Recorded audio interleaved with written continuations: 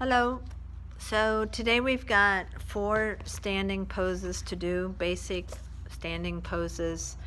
They are Virabhadrasana 1, Virabhadrasana 2, Parsvakonasana, and then revolved Parivrtta Parsvakonasana.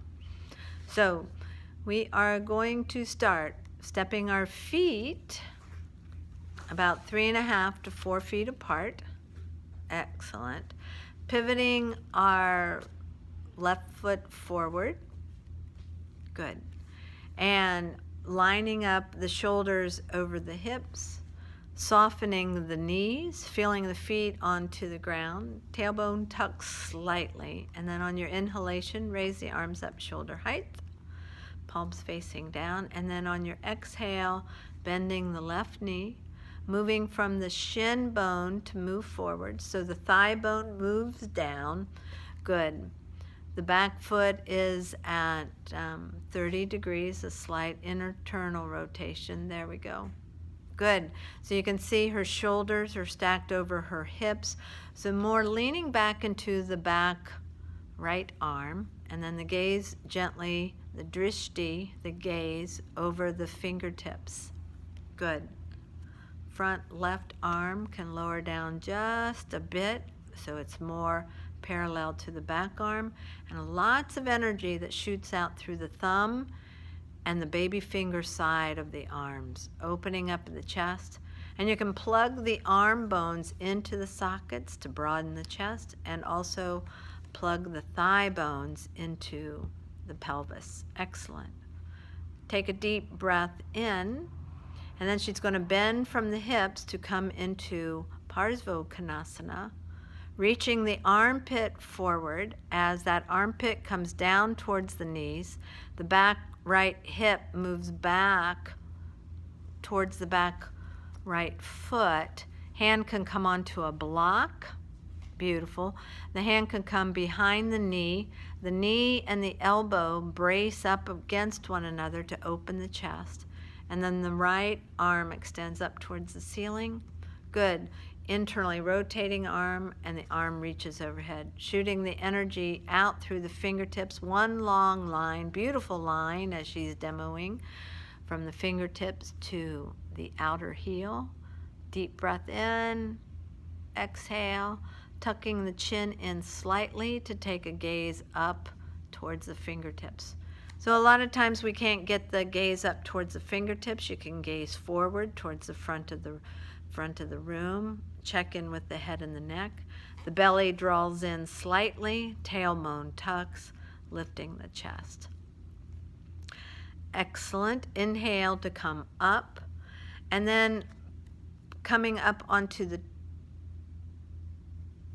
toes of the back foot, spinning that heel forward. Okay, we're going to pivot over to the opposite side. So just come to standing, feet are parallel. Pivot the feet on your feet. So right foot's forward, left foot's back. Softening the knees once again, squaring the hips, shoulders over the hips, arms up, shoulder height. Another deep inhale, and then exhale, bending the front right leg, moving from the shin bone to move forward. Thigh bone moves down. Beautiful. Reaching into the back outer heel. Virabhadrasana 2, Warrior 2 pose. And the gaze goes over the right fingertips, the drishti over the right fingertips. Feeling the middle finger on this side, perhaps, as you broaden through from the breastbone and the shoulder blades onto the back. And then another deep breath in. And on the exhale, you're going to reach from that right armpit over the right knee, sliding the hips back to the left, and then you come down, hand onto the block. Good. Hand onto the block. The hand can also, if you have that flexibility, it eventually works to where the fingertips are down onto the floor to the outer ankle. The left arm comes up towards the ceiling, and then internally rotate cheek towards the tricep to let that arm come up and overhead. If you can gaze at the fingertips, so the chin is slightly tucked in, lengthening through the back of the skull. Beautiful. Some variations with this pose can be to bring the bottom right arm in front of the knee. It's shown sometimes this way, and to where the knee and the elbow can brace one another to open up the hips. And another variation in this pose is to inhale to come up and bend your right elbow and let the right elbow rest onto the knee. Palm facing up and forward, and then arm overhead. Nice. Or you can gaze forward, looking straight forward to let the head open up in a line, long line from the fingertips to the tailbone to the back heel. Take a deep breath in, come all the way up to standing. Excellent. Parallel the feet. Good. Now we're going to shorten our stance to about 3 feet, and then we're actually going to step the feet together. We're going to come into Virabhadrasana 1, Warrior 1 pose. Good. So we're going to turn to our left. Left foot is going to be back, right foot forward. Feet are hips width distance apart for beginners, and the back foot toes are facing forward at 60 degrees. That helps to bring the thighs around parallel the hips. This is a closed hip posture, so hips are parallel. She's got her shoulders nicely stacked. And so she's going to inhale her arms up overhead, and then exhale, bending in through the right knee. Again, moving from the shin bone so that the thigh bone can come down, working its way to parallel to the ground, and arms reach up overhead. Very powerful pose. Virabhadrasana 1, Warrior 1 pose. Good. Another deep breath in. And she's going to twist to her right. The left elbow is going to come onto the right knee. Excellent. Palms can come together over the heart, and as you press into the palms, it lifts the chest up. Parivrtta, Parsvakonasana. Now she's got her back foot onto the ground. A variation of this pose would be to pick the heel up, slide the toes back, and the heels come in line with the toes, so then it looks like a standing foot, so she can slide her toes back just a little bit more.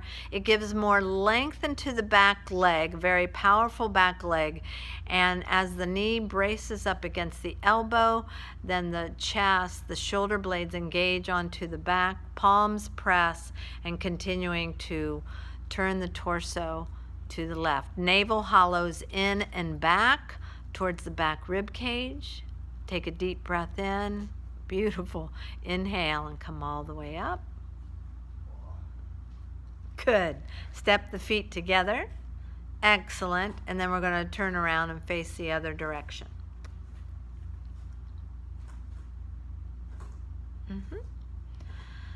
So, right foot's going to step back, left foot forward. So the feet being hips width distance apart, so that means the front hip bones, that you can put your hands on them.